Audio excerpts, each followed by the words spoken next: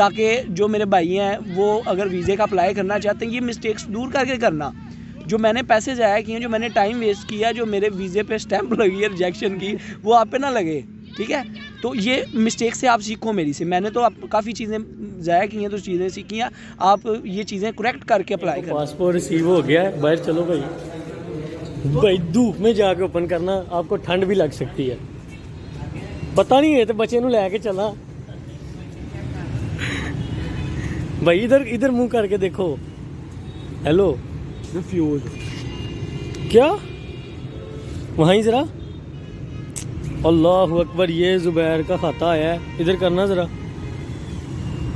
ये रिफ्यूज़ की स्टैंप आई है और इसने अपने केस में बहुत ज़्यादा जो है वो गलतियाँ की हैं। मैंने इसको आते हुए बताई हैं कि ये आपने गलती की है अपने। ये मेरा दोस्त है, ये तुर्की में रहता है, इसे रेजिडेंशियल कार्ड मिला हुआ है, स्टूडेंट वीज़ा है, एजुकेशनल, ठीक है। तो ये जब मर्जी आए जाए, इसे कोई प्रॉब्लम नहीं। मैंने इससे कंसल्ट नहीं किया, मैंने इससे थोड़ा कंसल्ट करता नहीं, इसने मुझे चीज़ें बताई हैं, वो मेरी मिस्टेक्स अगर मैं दूर करता तो काफ़ी ज़्यादा चांसेस थे मेरा वीज़ा लगने के।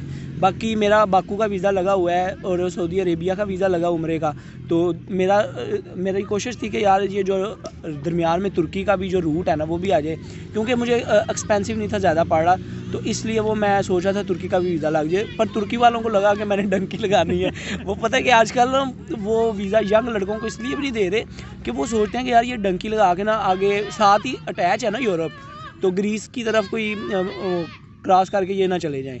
तो बाकी मेरा कोई इस तरह का प्लान नहीं था डंकी लगाने का, तो उन्हें लगा कुछ मेरी मिस्टेक्स थी जो आपके साथ मुनीब शेयर करता है। मुनीब आपको बताएगा कि यार इन चीज़ों का ख्याल करना है, क्योंकि ये तुर्की में रहा है, इसका काफ़ी एक्सपीरियंस है, इसने काफ़ी धक्के टुडे खाए हैं, काफ़ी पैसे उजाड़े हैं और ये चीज़ें सीखी हैं। तो आपसे ये अपना एक्सपीरियंस शेयर करेगा। तो सुबह सुबह उठ के खुशी के साथ जो है ना ज़ुबैर का पासपोर्ट कलेक्ट करने गए हैं। तो जब वहाँ पे पासपोर्ट कलेक्ट किया तो रिजेक्शन की स्टैंप लगी हुई थी। तो बेसिकली ये साल का एंड होने वाला है और वीज़ा रेशो किसी से भी आप कंसल्ट करें आपको पता चल जाएगा कि बहुत ज़्यादा लो है वीज़ा रेशो जो है। ठीक है। और एक ब्लास्ट हुआ है, उसकी वजह से भी ब्लास्ट हुआ, उसके बाद सख्ती हुई है, तो उन्होंने अपनी वीज़ा रेशो बहुत कम कर दी है। ठीक हो गया।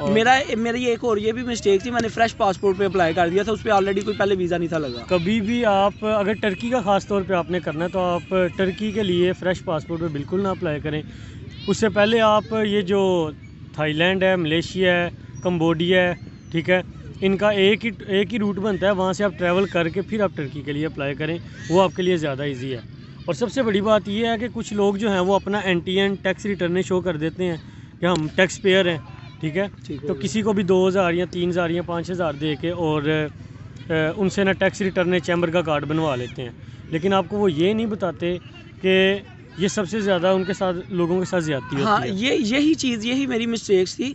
मैंने रिटर्न किसी से बनवाई थी, मेरी रिटर्न ने जो बिजनेस की रिटर्न थी वो और मेरी जो अकाउंट स्टेटमेंट थी वो मैच नहीं थी हो रही, ठीक है।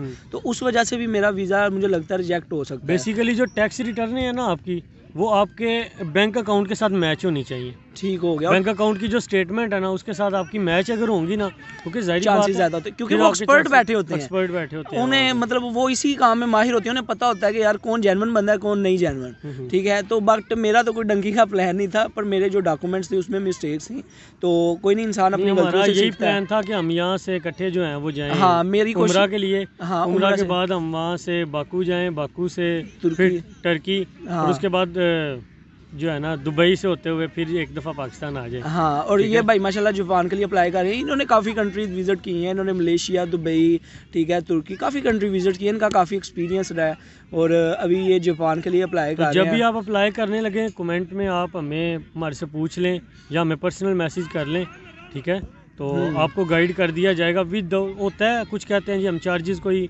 चार्जेस नहीं, ऐसा कोई चीज़। मैं ये मुनीब भाई अपना तो मैं नंबर नहीं दूंगा क्योंकि मेरा वीज़ा रिजेक्ट हुआ है, तो जो बंदा एक्सपर्ट है, जो बंदा इस चीज़ में माहिर है, उसका मैं आपको नंबर दे दूंगा। अगर कोई भाई अगर अप्लाई करना चाहिए मैं इसका आपको नंबर दे दूंगा, ये आपको बिना कोई चार्जेस फ्री ऑफ कॉस्ट आपको गाइड कर देगा, आपको एक डायरेक्शन बता देगा यार ये मिस्टेक्स आपने। और अगर इस्तांबुल में भी आके आपको कोई इशू होता है किसी किस्म का भी, ठीक है, में भी कुछ होता है, वहाँ पे दोस्त वगैरह होते हैं, किसी ने वर्क करना होता है, ठीक है, तो उनको काम नहीं मिलता, वो भी कॉन्टैक्ट कर सकते हैं, उनको free of cost without any charges जो है ना अगले ही दिन पे जॉब पे भी लगवा दिए।